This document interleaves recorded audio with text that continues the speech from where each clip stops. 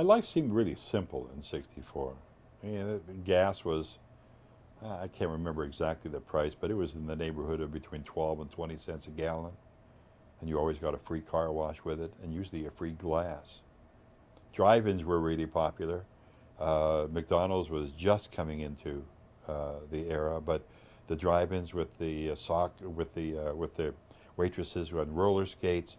There was a Peninsula Drive-in I remember up in Erie, and it was you'd go there and park your car and flash the lights, and the waitress would come out and get your order. Then they'd come back and they'd hang a tray on the side of your. So you ate out. You ate in your car a lot. So 1964 was one of those years where, you know, we were slowly starting to kind of recover from the assassination. We had not gotten bogged down in Vietnam yet, right? It was a good time. At least it seemed that way to me. I would say one of the main differences is the innocence of everything back then compared to now. If I think about my 12-year-old niece or 14-year-old nephew, and like everything, MTV, I guess, changed everything.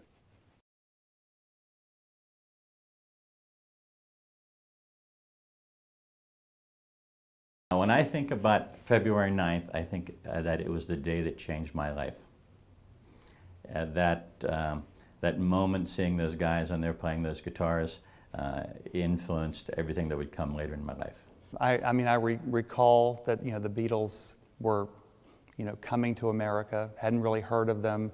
They were going to appear on the Ed Sullivan Show. Okay, you know, we'll watch it, right? We watched the Ed Sullivan Show every Sunday night. You know, you'd see the twirling plates and, you know, the dancing dogs and that sort of thing. And then when the Beatles came on, you know, we knew that there was something that was going to happen that was special. And it was, you know, I'm at home with my parents and my brother, so it wasn't like there was a huge crowd of people, but you just felt that sense of excitement. Probably one of the biggest events in television history, even though at that moment it was an event, but it wasn't as big as it was later on. That night, that Sunday night on the Ed Sullivan Show, it was magic because everybody watched it. Well, everyone would just watch the Ed Sullivan Show. Sit in front of the little black and white TV, and that every time the Beatles, I was really into the Beatles though when I was turned 9 or 10, whenever they came out. Well, you have to understand in those days there were only 3 channels, and they went off at, what, 11:30. And Ed Sullivan was the premier entertainment venue.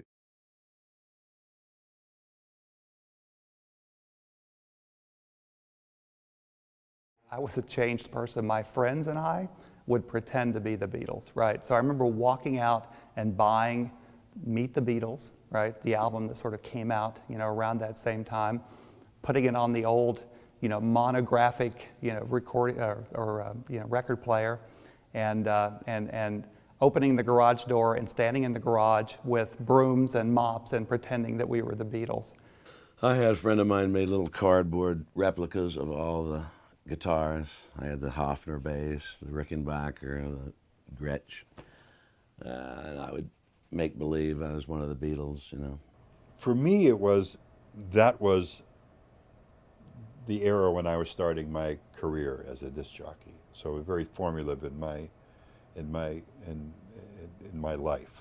Music was changed by them because they inspired an entire generation of kids to get together with their friends, learn to play guitar, and form a band.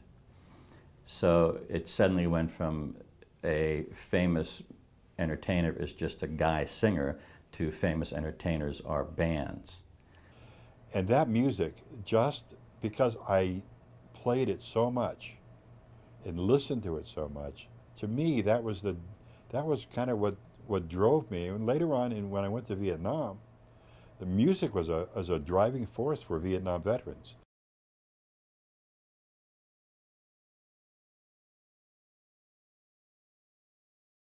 I have no idea. Rock and roll, and actually even popular music, started with me on that day. The Beatles on Ed Sullivan was an incredibly unique event. It's hard to put it in perspective now because we have so much information available to us with the internet and YouTube. But back then, information kind of dribbled out.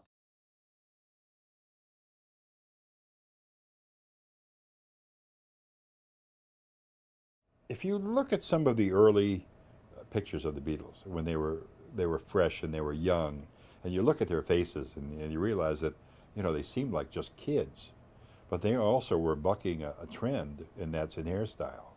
They were creating a look that parents were absolutely appalled at. That was the crew cut era. That was the era when your hair was always really short. And then to start wearing a hair, and boys wearing bangs, and parents were going nuts. The Beatles probably drove more parents to yell at their children than any other change in the history of mankind. There was just something cool about the fact that they were British, and I think we as kids who liked the Beatles felt cool being fans of a group that was British, right? It made you feel a little bit more worldly or sophisticated or something. And you know, to a large extent, I still feel that way. The hair was very different, right? It's always Americans fall for the British accent a lot.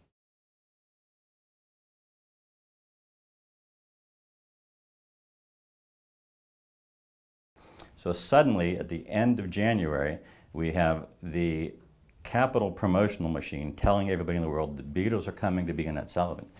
As that's happening, we have the Capitol album, Meet the Beatles, released. We have the Capitol 45, Want to Hold Your Hand, released. And suddenly we have the VJ album, Introducing the Beatles, released. And meanwhile, there's still the Swan label that has She Loves You to put out. And so there was just like Beatles everywhere. It was such a seminal moment in rock history. What does that mean? Somebody look that up for me, will you? But by the time they made it to America, they were practically a worldwide success story with a lot of concerts. So they had tremendous confidence. When they appeared in Ed Sullivan, you could just enjoy how easy it was for them to do that. People were becoming a little weary, frankly, of the post-1950s era, you know, sort of, I think it's still called beach music, right? It can be a little mind-numbing, frankly. And that's not to take anything away from the great acts of that era, but there were an awful lot of sound-alike, look-alike groups, and I think people were looking for something different, and then it came along. So I don't know that Capitol's ads had that much of an impact on us. What I remember is newspaper articles and word of mouth, and most importantly, radio airplay.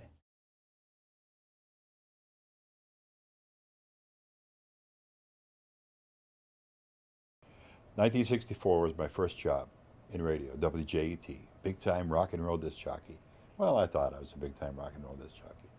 I got a chance to play the records. I got a chance to play the Beatle 45 RPM records.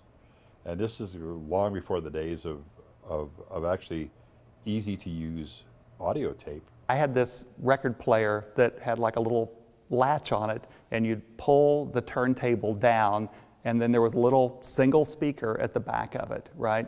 And then you'd put your record on, and it would start playing, right? And then occasionally there'd be a scratch on the record, and so, you know, it might start to skip or something, and so you'd take a penny or two and you'd put it on top of the stylus to hold the needle down so it would play. And the sound quality obviously was not very good, but at the time it seemed fine. We had a flip-top 45, well, a flip-top phonograph like this, you know, and then you play a little record on there. And then the parents had one of those low things, like cocktail table type of thing with the sliding door, and then you could put the stuff down in like that. And I believe in that case the speakers would be facing the ground, because that was probably playing background music for parties and stuff. But then we had one of the little ones, all plastic. And then the spring that held the tone arm up would get loose, and the arm wouldn't stay on there, so you had to put a quarter on the tone arm to hold it in place. Of course, that probably ruined the record. You would get a shipment of records from the record companies. You weren't told what to play. You decided what to play with, as long as within the format. But there's always a starred side, and it had a big star on it. That's the side the record producer said, that's the one you should play. Well, the Beatles didn't have just one-sided hits. A lot of times you flip it over, and there was another song is equally as good on the B-side. That wasn't always the case with a lot of records. A lot of records, they had an A side, and the B side was just a song on there for some reason, because they felt they needed to fill up the other side. We had a den where the television was, and the television was part of the record player. There was the TV and the record player, you know, one of those console things. And so that's where all the records were, 45s and the album.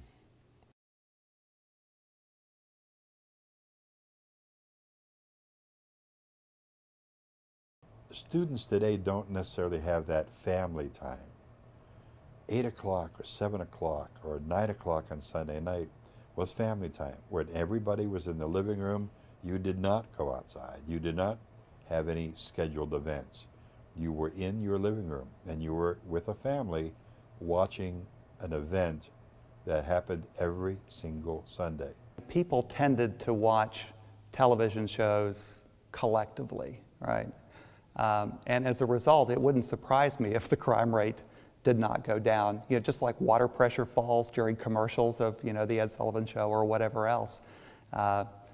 It was a time when, you know, entertainment was a more collective activity and experience. Ed Sullivan was the premier entertainment venue to see what was going on. It was Sunday night, family all gathered around to watch and see whatever Las Vegas comedian was going to be on, and Topo Gigio the Mouse. And so, yeah, of course, we watched Ed Sullivan every Sunday.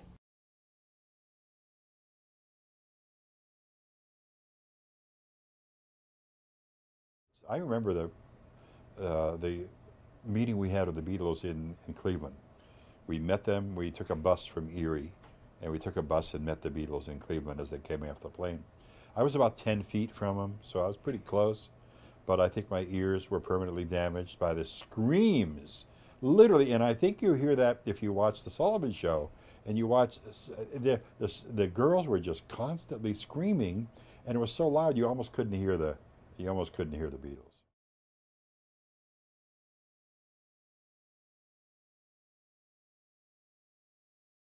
When students today watch this black and white television kinescope, which is the way they recorded television shows on film and then eventually made them onto videotape. When they watch this event, you have to think about, first of all the effort that it took for Sullivan to get this group into New York City, into the Ed Sullivan Theater, and to be able to get them to perform a couple songs, because they were big at the time. It wasn't like they were an unknown group. You know, he had some early unknown groups on, but the Beatles were big. And this event, I don't think you could ever duplicate it in television today. I think for students today, you know, a lot of students, which I find very gratifying, love the Beatles, right? And love the Beatles as much as you and I love the Beatles. But I think they also, I know, you know, having taught many college students, they also love the music of the 1960s, right? And in many cases, maybe in, well, I shouldn't say most cases, I don't want to speak for them, but in many cases, more than the music of their own era, right? So I'll talk to students about, well, what do you like to listen to? And they'll say, you know, I'll say, well, you know, do you like Usher or so? And they go, no, I like Creedence, you know, I like the Rolling Stones, you know, that sort of thing. And what they're really saying is that they love the music of the 1960s, right? And in my view, all of that music of the 1960s is heavily indebted to the Beatles. That whole reality is gone.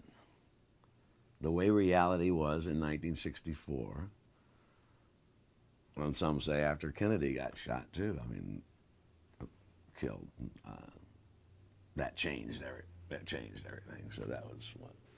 I was talking to one of the guys that works for me, and he said the Beatles, to him, represent happiness. It was an important time in our lives, the lives of the baby boomers in your early teens, when you're still developing as a human being. And there was so many Beatles songs out, and they came out so often, and they just made us so happy. I think they made the world happy. So when I look back on it, the Beatles represent a very happy time in all of our lives.